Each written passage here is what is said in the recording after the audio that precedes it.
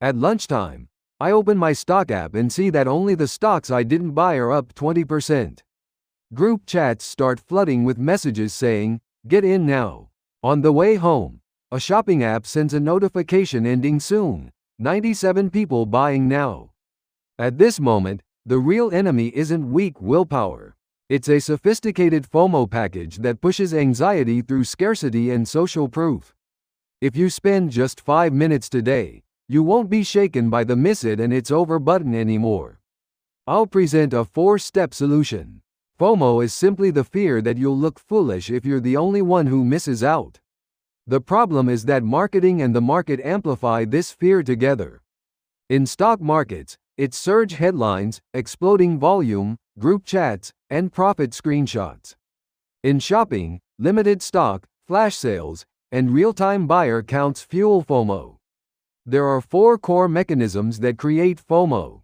First, scarcity. If not now, the opportunity is gone forever. Second, social proof. Everyone is doing it except me. Third, regret avoidance. What if I'm the only one who doesn't profit? Fourth, recency bias. It's been going up, so it will go up tomorrow too. When these 4 combine, people feel forced to act immediately.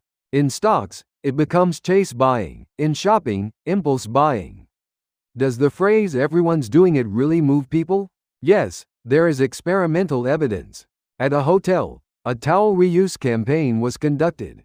Group A was shown the message, "Please reuse towels to help the environment."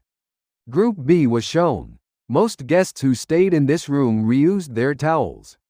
The result? The reuse rate in Group B was about 41% higher than in Group A. A single line saying "others do it too" moved 41% more people. When this principle enters the stock market, it looks like this. It's a hot bull market. Everyone's posting profits. If you don't buy now, you're the only one left out. The stronger the rally, the more retail trading surges and FOMO intensifies. And here's a warning sign. There are real investment scams and illegal signal groups exploiting this atmosphere. They lure people with soaring stocks and leading stocks into private chat rooms. At this point, FOMO becomes not just a psychological bias, but a real financial risk. The real cost of FOMO isn't just money. The moment you chase buy at high prices due to FOMO, it becomes betting, not investing. Because your entry price is high, even small pullbacks quickly turn into losses. With just a 5% drop, your head fills with thoughts like, "Did I buy at the top?" And the mental space needed for long-term investing disappears. Since you entered without a plan, you sell quickly saying "I'm even" at the first bounce. Or you panic sell when it drops further. Then the next day, another stock rises and the "miss it and it's over" FOMO starts again. Money leaks away, but the bigger problem is that healthy long-term investing habits collapse. The same thing happens with shopping.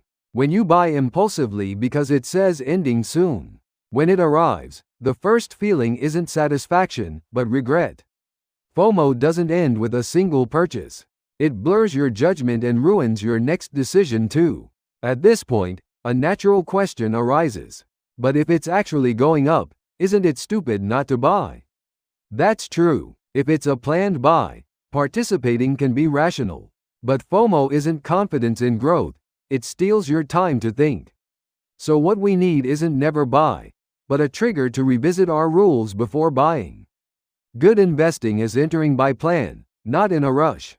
Anything shouting "now or never" is more likely an anxiety trigger than an opportunity. Now, let's move to the 4-step practical solution. First, a 24-hour cooling off period. For stocks, start your first partial buy at least one trading day after a surge. For shopping, leave it in the cart and decide at the same time tomorrow. FOMO only pressures now. Gaining time means you've already won halfway. Second, write a 1-line plan. For stocks, write 1 line explaining why you buy and when you'll sell. For shopping, write when and how often you'll actually use it. If you can't write that line, it's probably anxiety, not necessity or investment. Third, set a position size limit.